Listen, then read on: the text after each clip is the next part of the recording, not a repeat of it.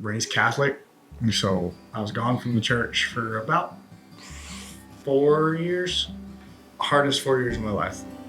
Personality problems just with myself, not having a good self-image, not feeling any worth.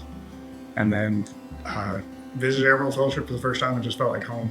It was really hearing about how loving God was and then seeing how loving God was. So it was really nice. It was a big change for sure. It's 2022. Got divorced. And I saw it coming, but it was rough. I let somebody in. It just hurt. It kind of felt as though God had stepped away for a second, but I made that my excuse for a short time period. I was pretty much curled up at the house on the couch, just letting myself soak in that depression. I was really good at listening to matters of the flesh in my mind and saying, hey, you're not good enough, or you're not worthy, and you should just end it. And I came really close. Luckily, I failed. Spent 18 hours consistently pacing a floor, thinking, what on earth was I thinking? And I decided at that point I was just going to dive in to church as hard as I could, because every other avenue of getting away from it was toxic and not healthy. With our church, if I have a problem, I'm asked to share it, not as, hey, let me judge you for your problem, but let me see if I can help you. And so being able to just be a normal person with everyday struggles and sometimes the harder struggles, and have a support system more than anything to lean on, it was really helpful. It was a night at youth. I was going through my divorce, and I was just kind of talking to Christian about, hey, I know God doesn't like divorce, and it's hard. I was rough more mentally as a father than I think. It wasn't that I felt like God abandoned me in that second.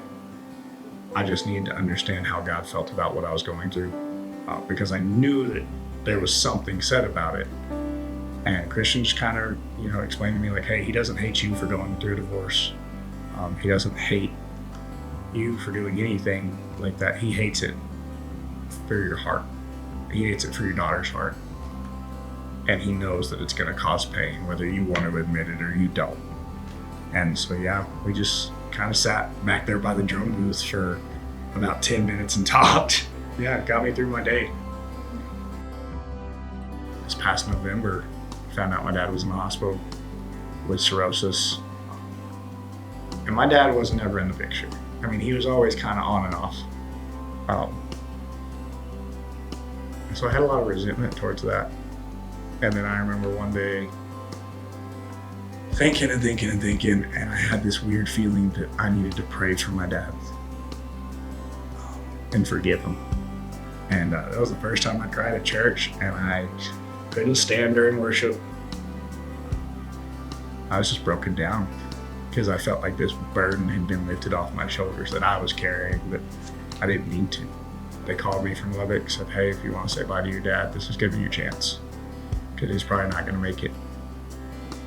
And so went up there, saw him, and my dad's always had kind of a funky relationship with God. And so I took my Bible and I prayed with my dad, and I just said, hey, look, I just want to share this with you before you go, because I know that you haven't always felt like he was there for you.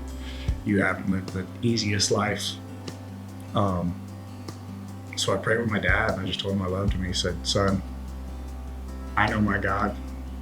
I know who he is, and I know he's got a plan for me. And my dad gave his life to Christ and said, hey, I trust him. I call my dad every other day, and we pray. And I lost my dad at the end of November. And I prayed with my men's group and with some other people, hey, give me some peace in this time, Lord, like you did David, turn my mourning to dancing. And he answered that prayer. A few weeks ago at youth, we sang a song and we said something while I sat by that hospital bed. And I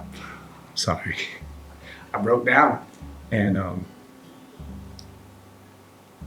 I remember sitting by that hospital bed. And I remember knowing that he was worthy. And that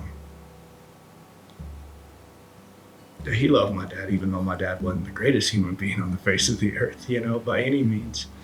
I had this overwhelming peace come over me. Like, I know where my dad's at. Like, my dad doesn't hurt anymore. He's got more help than I could ever dream. I learned that I have to spend every day not trying to impress God, because he already knows what I'm going to do. But with my free will, I should operate. I should make better decisions. I'm not hopeless. Knowing that choosing the right thing